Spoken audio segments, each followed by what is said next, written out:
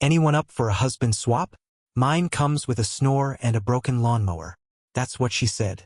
Right in the middle of dinner. Forks froze midair. Glasses paused halfway to mouths. A few nervous laughs broke through. Her best friend Marla let out a full cackle, slapping the table like it was the best line she'd heard all year. But me? I didn't laugh. I didn't even flinch. I set my wine down, dabbed my mouth with the cloth napkin like we were at a funeral instead of a backyard dinner, and looked her dead in the eye. That's fine, I said, calm as a judge. I've already drafted the paperwork for my replacement. You could hear the wind shift. Just like that, the entire evening choked on silence. Jenna's smile faltered, twitching at the corners like it wasn't sure if this was still funny. Her mouth opened, probably to toss out some deflective quip, but I didn't give her the satisfaction. I stood up, adjusted the sleeves of my shirt like I was straightening a tux, and walked inside.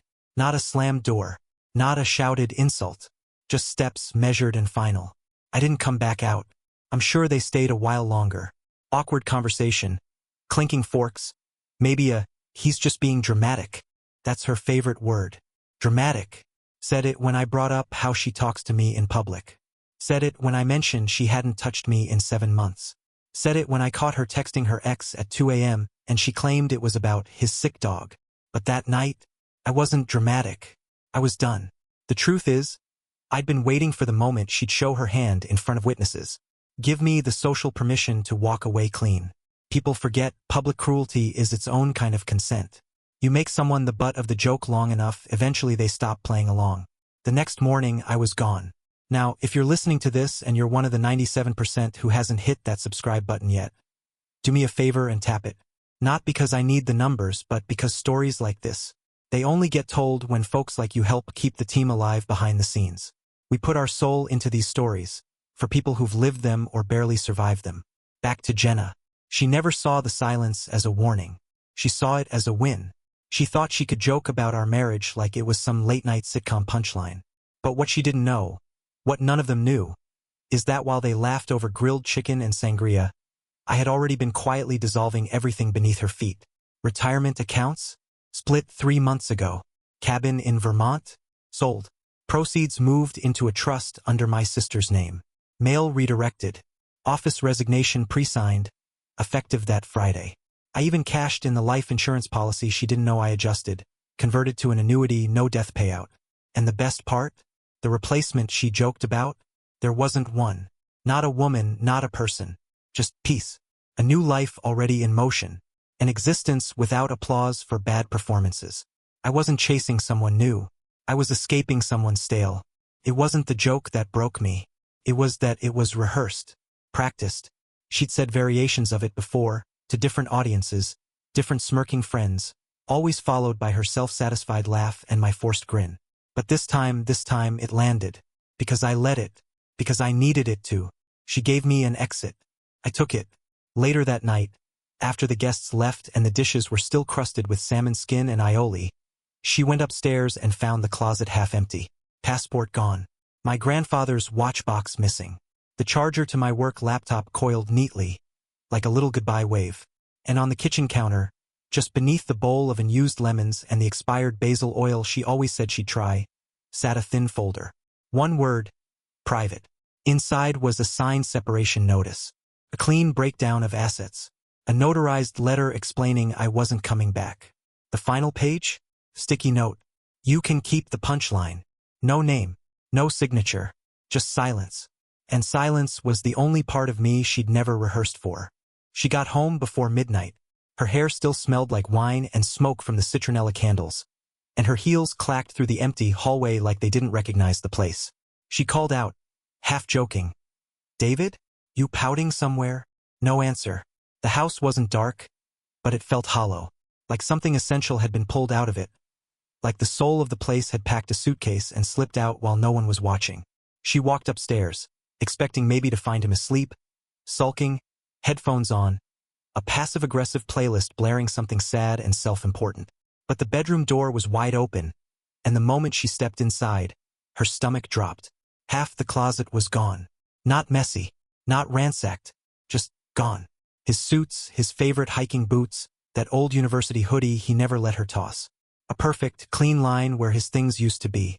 Like someone had measured what mattered and took exactly that, no more, no less. The nightstand drawer? Empty. The watch she gave him for their 10th anniversary? Gone. Passport, laptop, the battered copy of Dune he reread every summer, missing. Her first instinct wasn't heartbreak.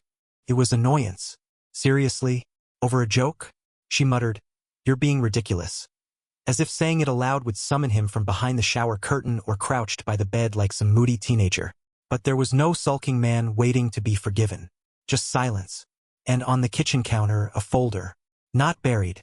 Not hidden. Front and center like a spotlight had been aimed at it. Simple label, private. She almost didn't open it. For a full minute, she stood there, arms crossed, as if ignoring it would rewind the night. As if she could unjoke her way out of what had just detonated. But curiosity always beat her conscience. She peeled it open. The first page. A sign separation notice. Neatly formatted. No dramatic accusations. Just dates, legal references, and a blue ink signature that hadn't trembled one bit. His handwriting looked like he'd been planning this for weeks. Maybe months. The second page. A spreadsheet-like list of assets. Color-coded. Columns labeled, transferred, divested, and, chillingly, reassigned. Bank accounts closed. Cabin in the Adirondacks. Sold to an LLC named after his mother's maiden name. Car lease transferred. The joint account, already drained, her portion transferred in full, with a detailed receipt paperclipped like a final act of generosity. Then came the letter. Not handwritten. Typed. Formal. Cool. It stated that everything had been arranged. No legal battle necessary. He wasn't contesting the house. He wasn't interested in spousal support. He didn't want anything. Just detachment. And at the very bottom, one line, centered, bold. You can keep the punchline. That's when her legs gave out a little. She sat down hard on the edge of the kitchen stool, letter in one hand, the other still holding her clutch like she'd just come in from some charity gala instead of the social assassination she'd unknowingly walked into. It wasn't just that he'd left. It was how much care he'd taken in doing it. There were no typos in the documents. The letterhead was embossed. Every transaction had a timestamp. Even the language, cold, distant, painfully articulate, was surgical. This wasn't revenge. This wasn't a man storming out after an emotional outburst. This was a man vanishing on purpose. And the worst part? She didn't know when it started. Was it last month, when he stopped joining her friends for drinks? Was it the way he'd stopped correcting her in public when she twisted his words? Was it the quiet he'd started wrapping himself in like armor? Her mind raced, trying to pinpoint the moment he became a stranger living in her house. Calculating, watching, quietly folding the edges of his life until it could fit in a carry-on. She picked up her phone and called him.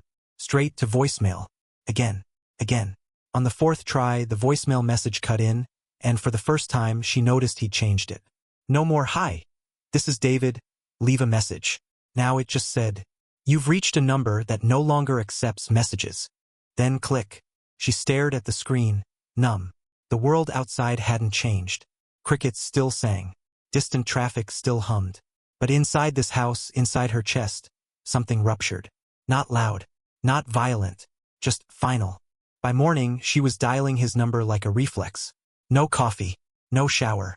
Just wild hair and a cracked voice whispering, Come on, pick up." But every call went the same way. Straight to that new, flat voicemail message. "You've reached a number that no longer accepts messages." No warmth. No hint of him. Just mechanical dismissal. She tried texting. Rapid fire. Sentences spiraling from indignant to pitiful. "Very funny, David. You proved your point. Can you come home now? We need to talk. I'm serious. Please. Where are you? Delivered. Read. Never." She sat there in the kitchen, staring at her phone like it owed her an explanation. Then she called his office. A woman picked up, chirpy, polite. The kind that says, "Just one moment," like she's guarding a fortress. "Hi. I'm looking for David Lewis." A pause. "He's clacking." "Oh, Mr. Lewis resigned. 2 weeks ago, actually. Can I redirect you to our client services team?" Jenna blinked. No, I'm his wife." Another pause. More cautious this time. "I'm sorry. I didn't know. He didn't leave a forwarding number." but I can give you HR's email if you're trying to reach out about. I said I'm his wife. Silence. Then a robotic. Let me see if someone from management is available. Click. Hold music. She hung up. Resigned? 2 weeks ago? She checked the calendar. That would have been before the dinner. Before her joke.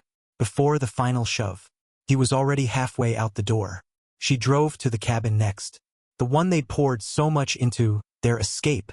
Their someday retirement project. 2.5 hours upstate, where the lake still froze solid in winter and cell signal died in the trees. She figured if he wasn't home, maybe he was there, hiding, cooling off, playing some passive-aggressive retreat game. But when she pulled up the gravel drive, something was off. The wind chime was missing. The potted geraniums she'd left on the porch last month were gone. The cabin looked vacant. She stepped out of the car and knocked. No answer. Circled around to the back. Peeked in the window. The place was stripped. Not trashed, emptied. Rugs rolled. Frames gone from the walls. Firewood been cleaned out. Not even a kettle on the stove. She climbed back into her car and dug through old emails, trying to find the name of the contractor they'd once used. Found it. Dialed. "Oh, Jenna," the guy said. "Yeah, your husband mentioned you'd be calling eventually." "What?" "For the closing walkthrough. Sale finalization." She gripped the steering wheel like it might snap in her hands. "The what?" "The sale," he repeated, slower. "He closed on it last week. Got a great offer. Said it was time to move on." The blood drained from her hands. She didn't remember the drive back. Just the buzzing, her brain a hornet's nest of static. David had sold the cabin. Without her. Without a word. Which meant, legally, it hadn't been joint ownership anymore. He must have moved the deed months ago. Set it up so cleanly, so quietly, that when the final documents slid across someone's desk, there wasn't even a blip. When she got home, she didn't cry. She booted up her laptop and started searching for their lawyer's number. Not the messy, fight-in-court kind. The estate planner. The one who helped with their prenup, their wills, the long-term stuff. The boring but dangerous kind of lawyer, the one who knows things. Receptionist answers. "David's wife," she says again. A tone of urgency, of disbelief. He gets on after a minute. "Jenna," he says, cautious, calculating. "I need to know what's happening. Did he contact you?" A pause. "Yes," he says carefully. "He retained me 6 weeks ago. I assumed you knew." "You what? What did he do?" "Well, I'm limited in what I can disclose." The lawyer hedges, which only makes her want to throw the laptop. "But I can confirm he requested asset reassignment, separation paperwork, and power of attorney transfers where applicable." Applicable to what? His personal holdings, travel provisions, healthcare directives. He also requested notarized filings for out-of-state relocation. She interrupts, voice sharp. "Did he say where?" "No," the lawyer says. "Only that it was time to untangle unnecessary attachments." His words. Unnecessary attachments. She stared at the screen long after the call ended. Emails, photos, spreadsheets swirled like ghosts. She'd been thinking he left in a storm of emotion, fueled by humiliation or pride. But she was wrong. This wasn't an escape. It was an operation. And she wasn't the victim of it. She was its objective. It started with a tag. 3 weeks after David vanished, Jenna got a notification during a sleepless scroll through social media at 2:12 a.m. Her thumb hovered over it.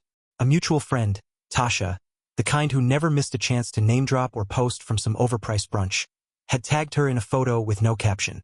Just, "Incredible panel tonight. Big moves being made." Jenna tapped it open.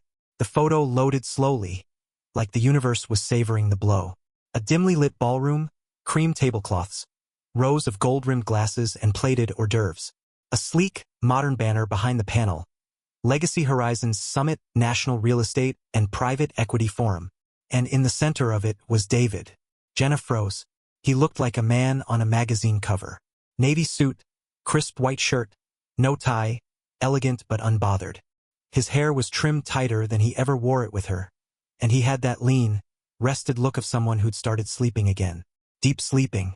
The kind where no one yells from the next room about a leaking faucet or unbalanced energy. He wasn't just attending. He was speaking, one of 6 at the head table. His name was on the event banner behind him. David Lewis, partner, Juno Ridge Capital. Partner?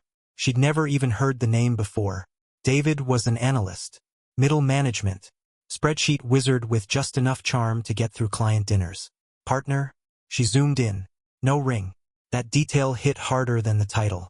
Not because she believed in the symbolism, hell, she'd taken hers off during a petty fight 2 years ago and never put it back on. But because he had always worn his. At weddings. At cookouts. During house repairs, even when she said it would get scratched. He said it grounded him. Said it mattered. And now gone. But what hit hardest wasn't even the missing ring. It was her. A woman. Younger by at least 10 years. Honey brown hair in soft waves. A sleeveless navy dress that probably cost more than Jenna's entire purse collection. She wasn't clinging to him, no performative PDA, just standing beside him in that way only women confident in their place do. Not fighting for space. Already part of the picture. Jenna stared at the image like it was an optical illusion she just couldn't decode. David didn't look awkward or uncomfortable. He didn't look like someone trying on a new life to see how it fit. He looked like a man who'd been living that life for months. And the longer she looked, the more it unraveled.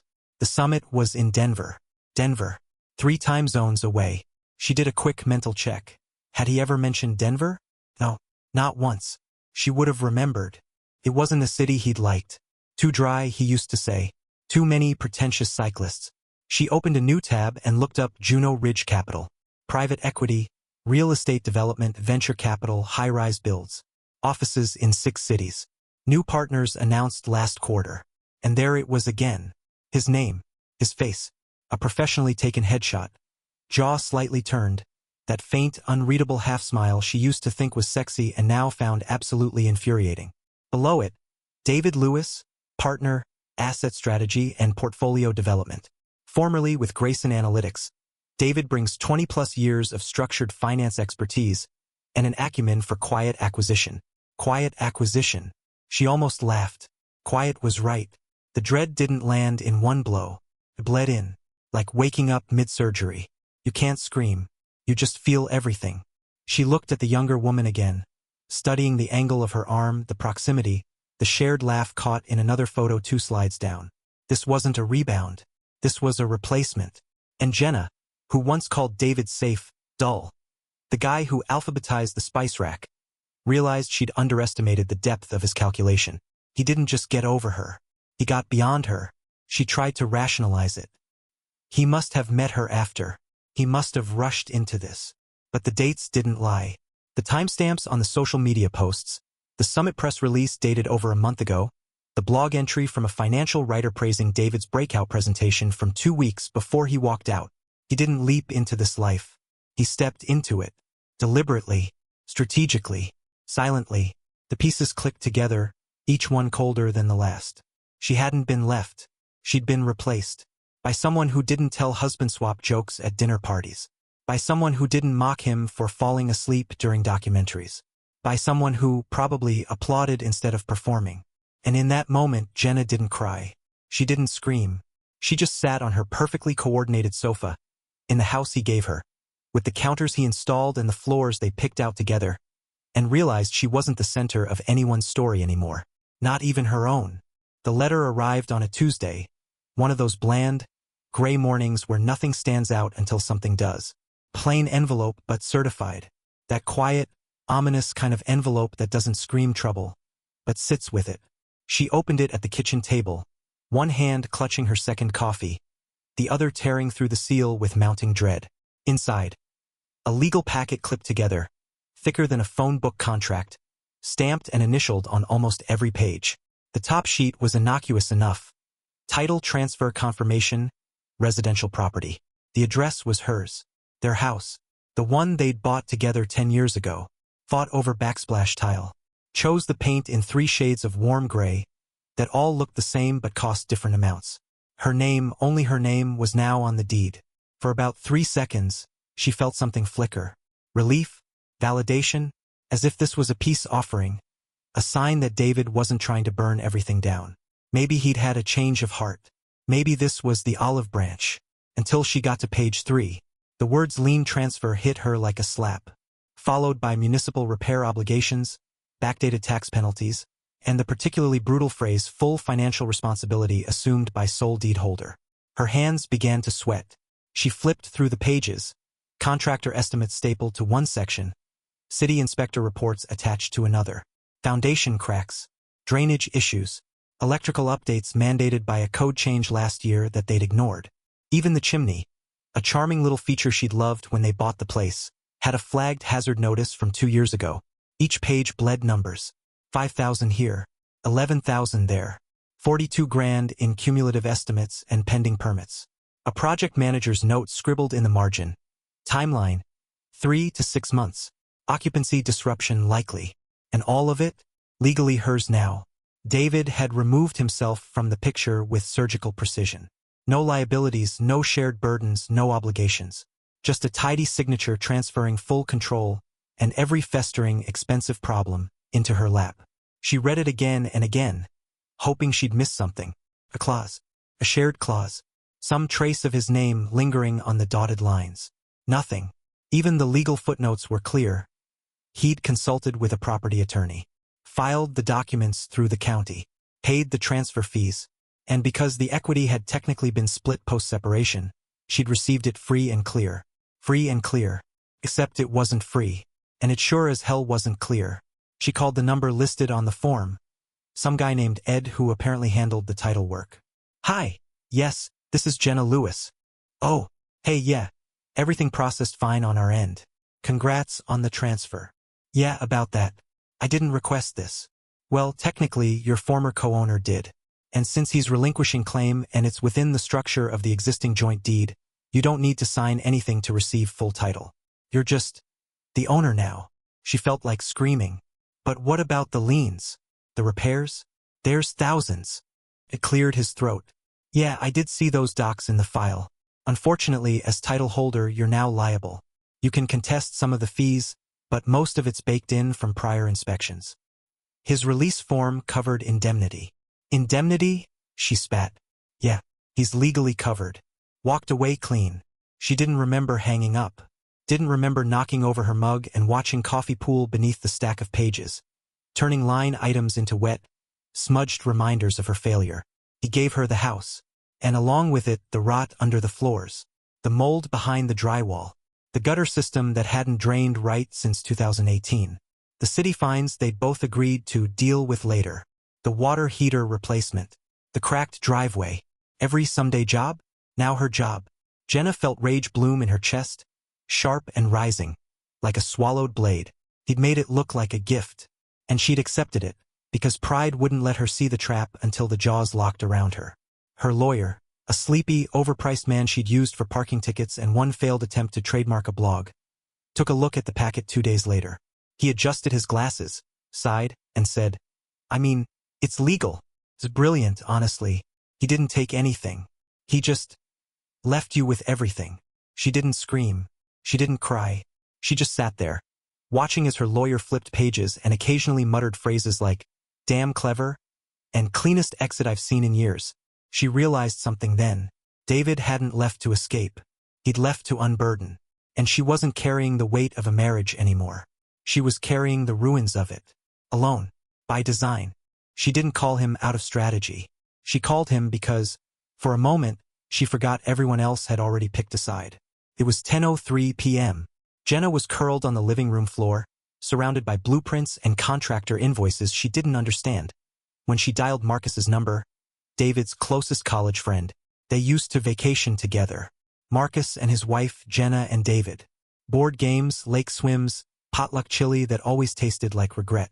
Marcus had been in their wedding, had toasted their love with bourbon and inappropriate jokes. He had to understand. When he picked up, his voice was tired. Not irritated, just resigned. Hey, she said, her voice brittle. It's Jenna. A pause. Then, I figured this day would come. Marcus. I need to talk to someone who actually knows him. Another pause. Then, you mean the version of him you remember? Or the one you ignored? Her breath caught. What? He warned you, Marcus said. For years. You kept performing. He stopped clapping. That one landed. Deep. I didn't think it was that serious. That's the problem, Jenna. You never thought it was serious. Everything was a performance to you. The dinners, the jabs, the eye rolls in front of friends. You thought it was charming. David was just enduring it. She tried to speak, but he kept going. He came to visit me last winter. Alone. Said he couldn't breathe around you anymore. Said it wasn't hate. Wasn't even anger. It was grief. Jenna's chest tightened. He grieved you before he left, Marcus said, gentler now. He didn't run away. He mourned you, quietly, and then moved on. The line went dead. She didn't call back. A week later, she got her invitation. Well, not exactly hers. It was a forwarded email from a mutual acquaintance. A glossy e-vite for the Chandler Foundation charity auction, benefiting clean water projects. Venue, the Imperial Hall downtown. Dress code, black tie optional. Guest list, elite. And there it was again. David Lewis, host committee. She stared at the screen for a long time, not sure whether to scream or laugh. David, hosting charity events.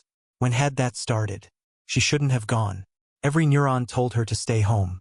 But desperation has a way of dressing itself up as closure. She bought a dress that cost more than she had, borrowed shoes that blistered on contact, and walked into that chandelier-drenched palace like she still belonged to something. The moment she saw him, she knew she didn't. He stood beneath a gilded archway, drink in hand, surrounded by men in tailored suits and women in velvet. His posture was effortless. The same man who used to grunt getting off the couch now glided through conversations like a shark through calm water. And they listened to him. They leaned in. He was mid-laugh when he spotted her. His expression didn't change. No flash of surprise. No scowl. Just a polite blink. Like he'd noticed an interesting painting in a hallway he didn't remember decorating. She stepped forward. Two men in black suits blocked her gently, like a breeze with elbows. "I need to speak to him," she said, low, urgent. They didn't raise their voices. Didn't even say no. One leaned in and murmured, "This section's restricted to committee members and their guests." I was his wife. The other security man didn't blink. "Understood, ma'am. But this area is closed." "Ma'am." That word felt like a slap. She looked past them. David was already facing the other way again. Deep in conversation. Smiling at something a woman said. Tall, dark hair, elegant posture, clearly part of this world. Jenna didn't recognize her. Of course she didn't. She turned and walked toward the open bar, cheeks burning. Every laugh behind her felt aimed at her back. Every clink of glass a judgment. She ordered a drink she couldn't pronounce and pretended to study the artwork like it wasn't unraveling her from the inside. She'd come for sympathy. She found a locked door. Worse than that, she wasn't denied entry. She was unrecognized. David hadn't banished her from his new life. He'd simply built it with no space for her to exist in it. It came at 12:41 a.m. She was awake, of course she was. Sleep had become a negotiation her body kept losing. The night stretched longer now, thick with what-ifs and dead-end Google searches for terms like reverse deed transfer and retrospective spousal rights. Her phone screen was the only light left in the room, casting sharp shadows across unopened bills and contractor bids that kept multiplying like mildew. She was reading a blog about personal reinvention at midlife, something desperate, soaked in platitudes, when the notification slid down from the top of her screen. Unknown number. Offer still stands. Let me know if you want to swap. First, she blinked, confused. The kind of blink that comes when your brain tries to protect you by pretending you misunderstood. Then her blood turned to ice. She read it again. Offer still stands. Let me know if you want to swap. Her hands trembled. Not dramatically, no soap opera shivering. Just small, involuntary twitches as her body processed the magnitude of what she was seeing. She knew that tone. That cold mockery. The message didn't need a name. It was him, David. It was a scalpel dressed as a text. He'd waited until her pride eroded. Until she was hollowed out and scouring scraps of memory for proof she hadn't always been cruel. Until she was low enough to hope for a response. Any response. And now this, a callback to the moment that detonated everything. The dinner, the snark. Her glass raised in laughter while he died a little behind the eyes. Anyone up for a husband swap? And now here it was again. But this time, the joke wasn't aimed at the dinner table. It was aimed at her. The worst part wasn't the message. It was what came after. She blinked once, twice, and watched in real time as the number disappeared. Literally vanished from her phone. The thread dissolved into nothingness like it had never existed. No contact card. No trail. No option to block. Just digital ether where something once pierced. She searched her phone settings like a madwoman, tried reverse lookup apps, typed the phrase into Google like some breadcrumb would lead her back to a place where she could scream at him, "How dare you?" But the silence roared louder than any confrontation could have. She didn't even get the satisfaction of replying. And for a moment, a brief, flickering moment, she considered laughing. Because that was the only move she'd ever known. Turn it into a bit. Turn pain into performance. Get the room back on your side. But there was no audience now. No Marla to clap beside her. No Tasha to giggle and refill her glass. Just the woman who had everything she used to mock. Stillness, power, control, and traded it away for applause that never really mattered. She stood up, the phone still in her hand, and walked to the mirror in the hallway. The same mirror where she used to practice her "I'm just teasing" face. The one that made her feel sharp, witty, in control. Now, the reflection was something else. A woman who had thrown dynamite for laughs, and didn't notice when the fuse started burning toward her. She whispered aloud to no one, "It wasn't even a good joke." Her voice cracked, not from sadness, from truth. The real cruelty wasn't what David texted. It was that it landed. Because for the first time, she couldn't hide behind the illusion of being the one with the upper hand. She had nothing to swap. He already had. It was thicker than regular mail. Heavy, deliberate. The kind of envelope that whispers importance before you even open it. Embossed. Ivory. Tied with a single, black silk ribbon, no return address. Just her name, elegantly printed. Jenna. Not Jenna Lewis. Just Jenna. She held it like it might bite. For a full minute, she debated whether to tear it or toss it.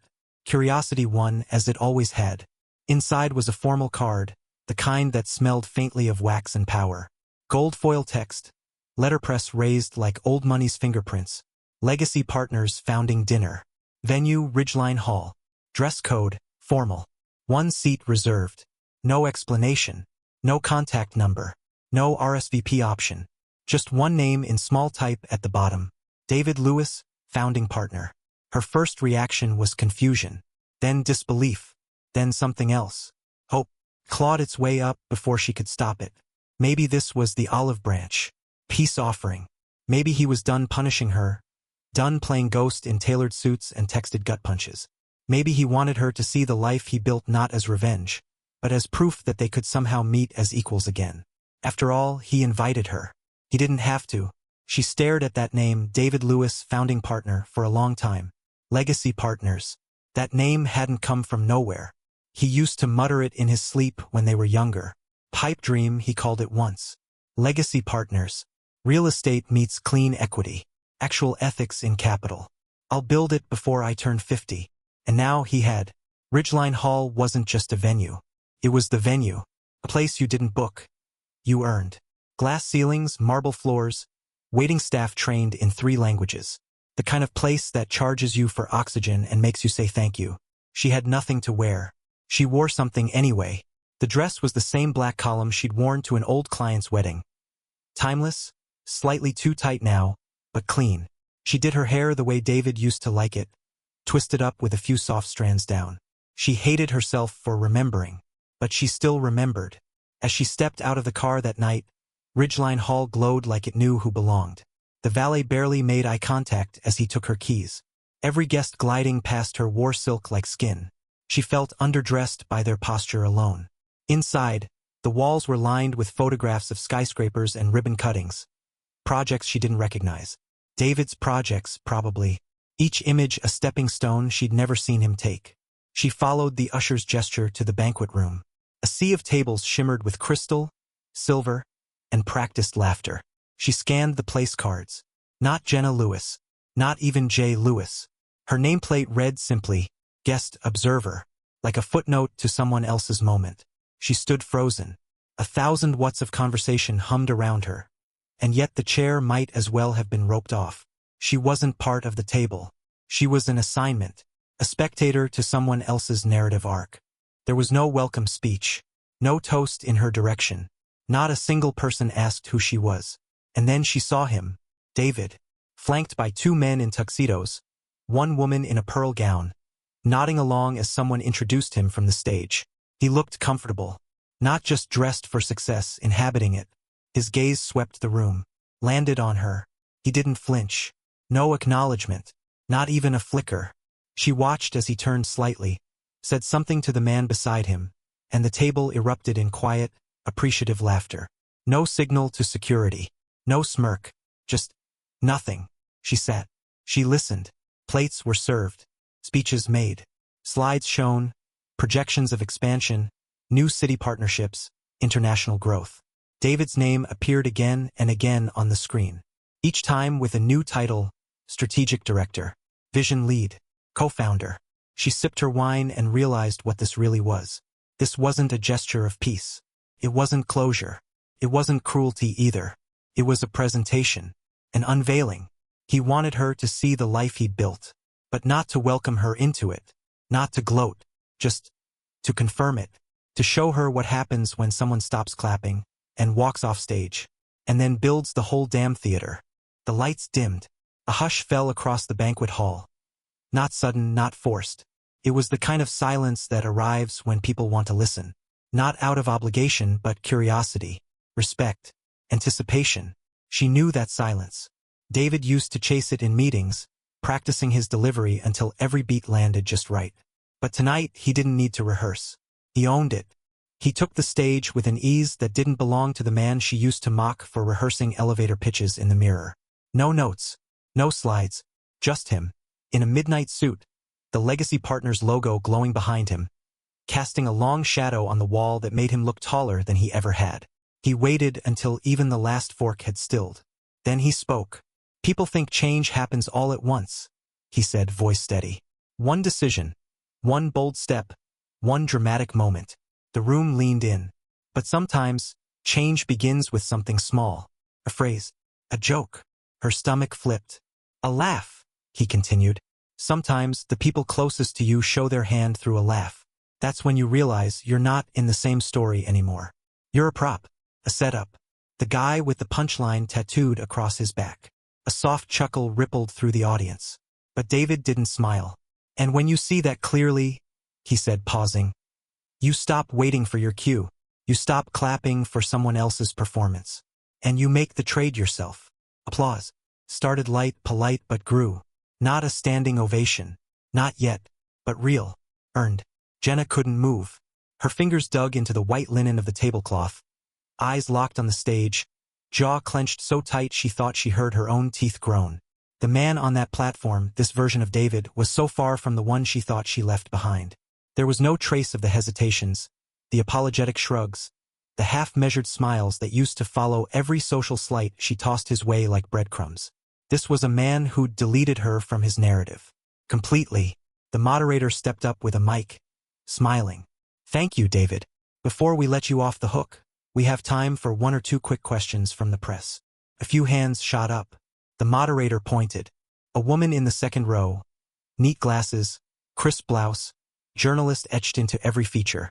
"David," she said. "Powerful speech. Just curious, given the theme of personal transformation and risk, was your wife an influence in all this? Is she here tonight?" Jenna's heart stopped. She didn't breathe, didn't blink. The entire room turned toward him. David didn't hesitate. He didn't even blink. "I don't have a wife," he said plainly. Not cold. Not bitter. Just factual. As if stating the weather. The room didn't gasp. No dramatic strings played. But something shifted. A final seal. A line drawn so quietly, so cleanly, that even the air obeyed it. Jenna felt her throat close. Not from rage. From absence.